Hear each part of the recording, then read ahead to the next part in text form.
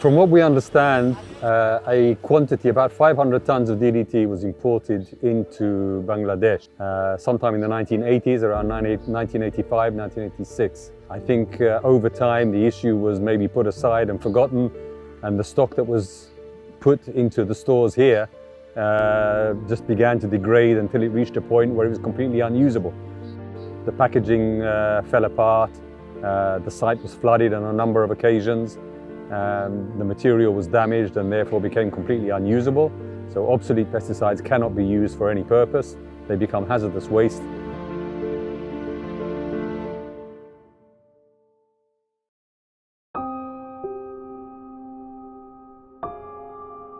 We are in the medical sub-depot, the MSD.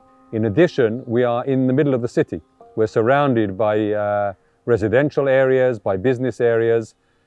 This is Agrabad, the main business zone of the city of Chattogram.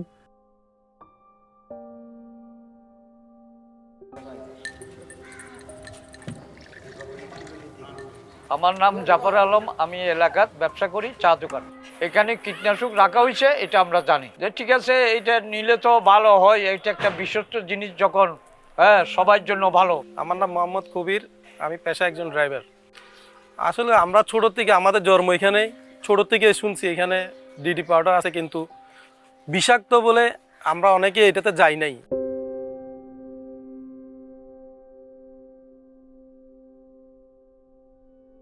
So we have designed a project with external funding from the Global Environment Facility.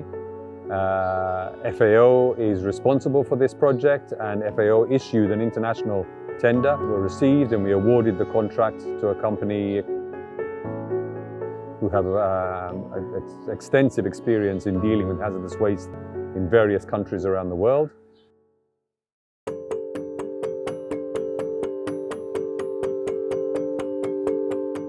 So we have to make sure that anybody who is working with this chemical to deal with this operation is fully protected. For that reason, everybody who goes into the store, first of all, they have a medical check to make sure that they are fit to carry out this work. Secondly, before they enter the store, they are trained to understand how to protect themselves and others from the work, from the chemicals. And thirdly, they must be fully protected. So to be protected from DDT, every person who enters the store is wearing rubber boots with steel toe caps. They're wearing a coverall that covers their whole body. They're wearing gloves that protect them from coming into contact with the chemicals. They're wearing a full respiratory mask, a full face respiratory mask that protects their eyes, and they do not inhale the chemicals at all. Those masks have filters that are replaced regularly, and they are wearing the hood of the coverall and a hard helmet on top of that. So they're fully protected. Nobody is allowed into the store without full protection.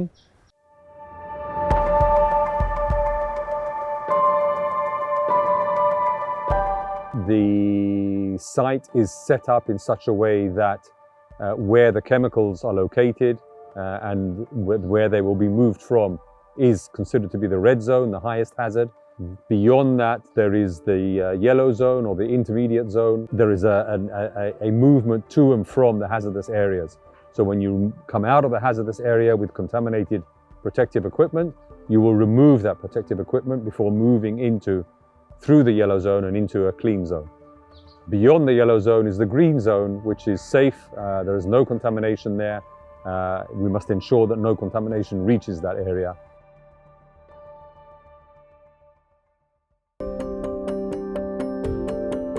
The DDT and its packaging are all severely degraded.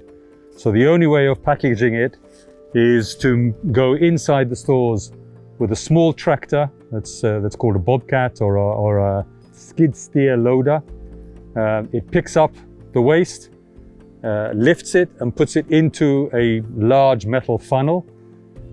Underneath the funnel is a bag called an FIBC or a big bag, which is specially approved to hold hazardous chemicals of the type that we're dealing with here.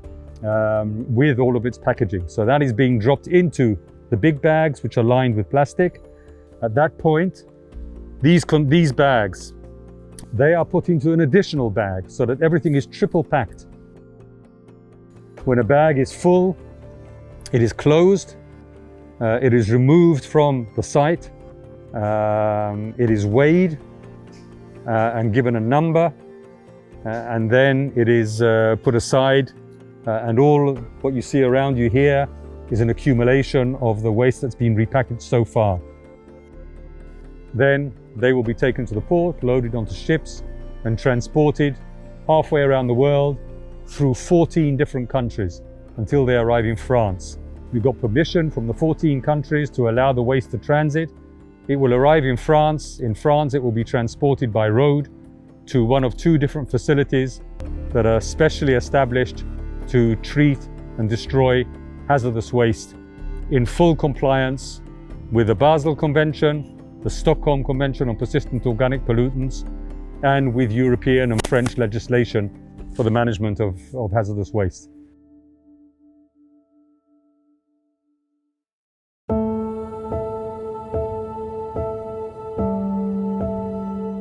The disposal operation involves various stakeholders. The Ministry of Environment, Forest and Climate Change and the Department of the Environment are our leading partners in this process. This operation will not help only the people who are living next to the depot, but also will help people of Chattogram. We will be able to rewrite the history and make sure that Bangladesh is free of DDT.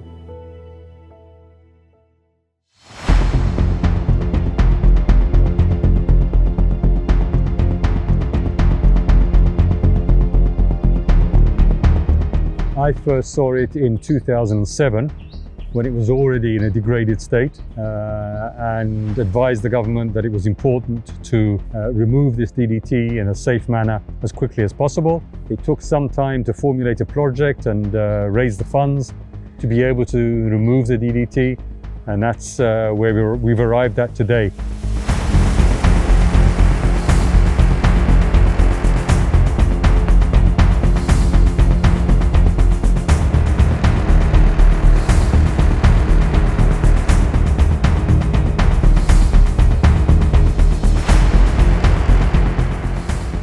So it has taken something like 38 years to remove this obsolete chemical that's been sitting in Chattogram for all this time.